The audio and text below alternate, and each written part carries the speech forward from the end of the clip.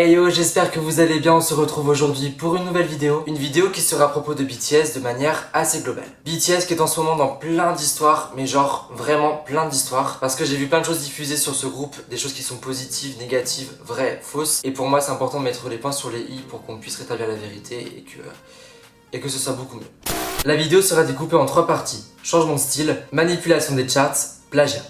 Alors commençons avec le premier thème, le thème qui est changement de style. BTS a sorti le single Permission to Dance le 9 juillet. C'est le 3e single en anglais du groupe et comment dire, il a beaucoup partagé l'opinion des ARMY. Tout d'abord le fait que ce single soit le 3e single en anglais pour le groupe et ce détail a pas mal déçu certaines personnes. Des fans n'hésitaient pas à remettre sur la table des déclarations de RM en 2019. Nous ne voulons pas changer notre identité ou notre authenticité pour obtenir le numéro 1. Comme si nous chantions soudainement entièrement en anglais et que nous changeons toutes ces autres choses. Alors ce n'est pas BTS. Nous ferons tout, nous essayerons. Mais si nous ne pouvons pas obtenir le numéro 1 ou le numéro 5, ce n'est pas grave. Sauf qu'un an plus tard, c'est-à-dire le 21 août 2020, est sorti le single Dynamite, leur premier single entièrement en anglais.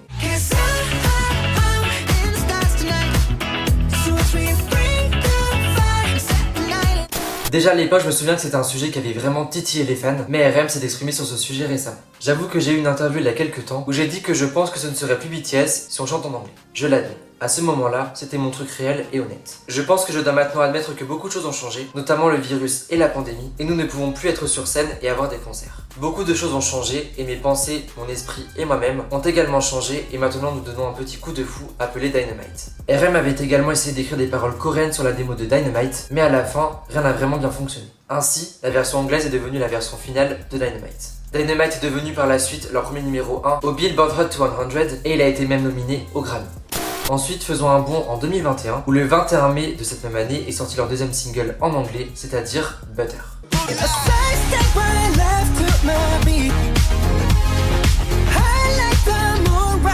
Puis, leur 3e single en anglais, Permission to Dance, le 9 juillet.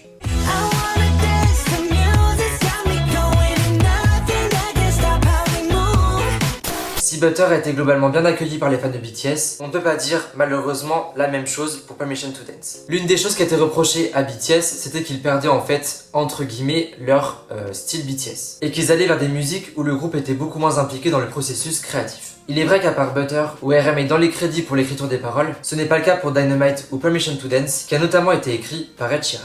Concrètement, on les accusait d'aller dans la facilité, vers des musiques produites et écrites par d'autres, et qui sonnent plutôt comme des chansons pop très basiques à l'anglaise ou à l'américaine, où BTS pose simplement leur voix. Certains ou certaines ARMY regrettaient la période où le groupe sortait des singles plus originaux, en coréen, et où le groupe était plus impliqué dans le processus créatif. Finalement, ce sont ces singles qui ont fait devenir ces personnes fans de BTS, et pas cette trilogie de singles pop en anglais plutôt basique. Certains fans parlent même de trahison, où BTS serait plus impliqué et plus concentré vers la volonté de conquérir les États-Unis, plutôt que de proposer des chansons qualitatives et inspirées. Dans l'autre camp, les arguments qui sont déployés vont plutôt vers le fait que cette trilogie de singles en anglais a pour but de redonner espoir et amener un peu plus de gaieté dans ce monde ou dans cette société qui est plutôt triste où tout est tourné vers cette pandémie actuelle et que finalement BTS n'a absolument pas perdu leur style. La preuve étant leur dernier album B, sorti fin 2020, qui était en coréen.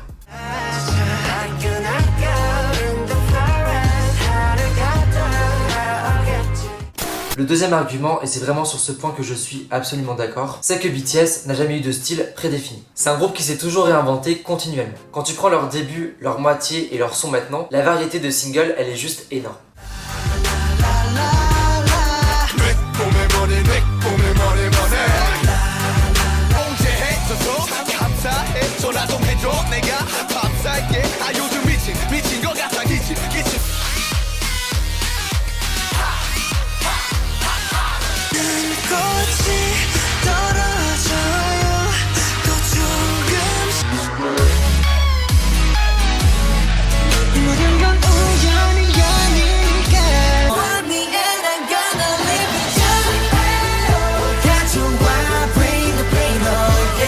Et c'est comme ça qu'un groupe ou un artiste arrive à perdurer, parce qu'un groupe qui sort toujours le même style de musique, ça devient assez lassant. Et on a la preuve avec Permission to Dance. Ce single est dans le même style que Dynamite et Butter, c'est vraiment la continuité et la fin de la trilogie, et du coup il a beaucoup moins d'impact parce que on est beaucoup moins étonné et on rentre beaucoup moins facilement dans la hype du single. Donc c'est normal qu'avec un groupe comme BTS, qui nous avait habitués à chaque comeback, à chaque album, à chaque single, de se réinventer continuellement, là avec cette trilogie de singles qui sont vraiment dans le même style, et bien c'est normal que des personnes puissent être déçues. Et BTS c'est vraiment un groupe qui a toujours montré qu'ils arrivaient à se réinventer tout le temps. Et après cette trilogie de singles, on passera à autre chose et j'espère vraiment qu'on repartira sur du coréen. Et les personnes qui ont été déçues de ce dernier single le seront peut-être beaucoup moins par la suite. Passons maintenant au deuxième sujet qui est la manipulation des charts. Depuis le 5 juin, BTS est en tête du Billboard Hot 200, c'est-à-dire le classement le plus prestigieux aux États-Unis. Ce classement est toujours la norme par laquelle la popularité d'une chanson est mesurée aux États-Unis. Il est basé entre autres en fonction des audiences radio, des ventes physiques et digitales et des chiffres streaming des principaux sites aux États-Unis comme Spotify ou Apple Music. Butter de BTS est actuellement toujours numéro 1 et cela fait 8 semaines qu'il est au top de ce classement. Cependant, des personnes et notamment des non-fans du groupe ont commencé à pointer du doigt des faits qui posent vraiment question sur la légitimité du numéro 1.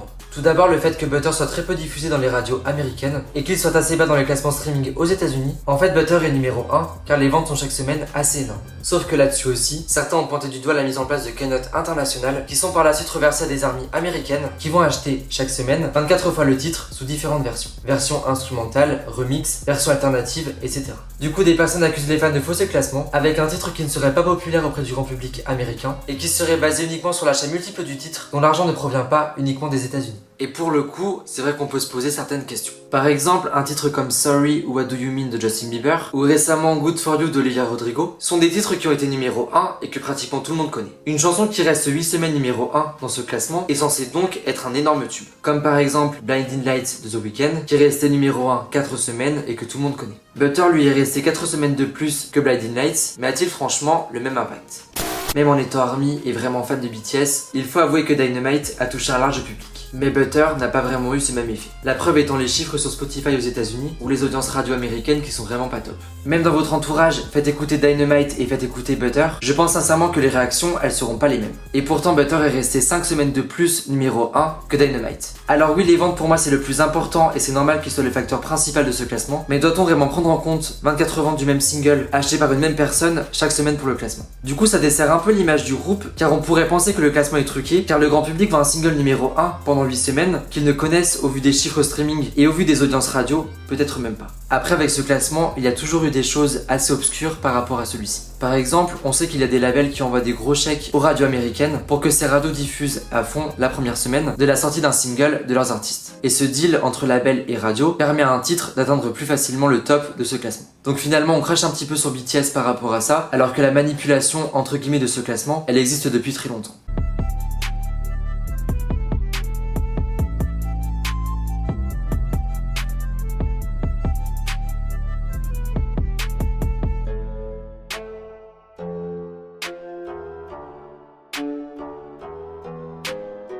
Passons maintenant à la dernière et la troisième partie de cette vidéo, dont le thème est le plagiat. Butter, single qui est sorti le 21 mai, est malheureusement victime d'accusations de plagiat d'un peu de partout. Tout est parti de l'artiste néerlandais qui se nomme Luca de Bonner. Celui-ci a sorti une chanson en 2020 qui se nomme You Got Me Down, dont une partie de celle-ci ressemble au refrain de Butter.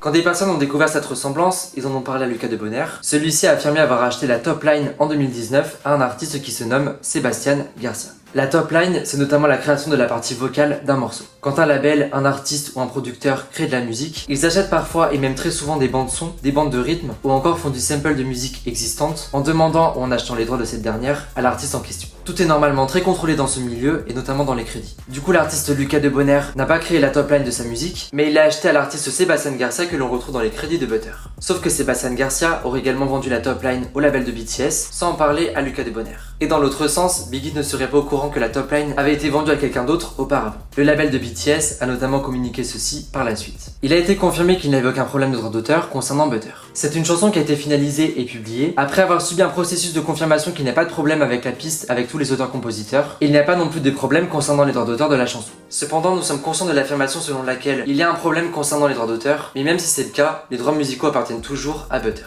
Luca de Bonner serait lui en discussion et en négociation avec l'équipe de BTS à ce sujet. Mais ce n'est malheureusement pas tout. Butter est aussi accusé d'avoir plagié, non pas cette fois-ci une chanson, mais le son d'un jeu vidéo nommé Monster in My Pocket, sorti en 92. L'introduction de Butter ressemblerait au son de ce jeu vidéo.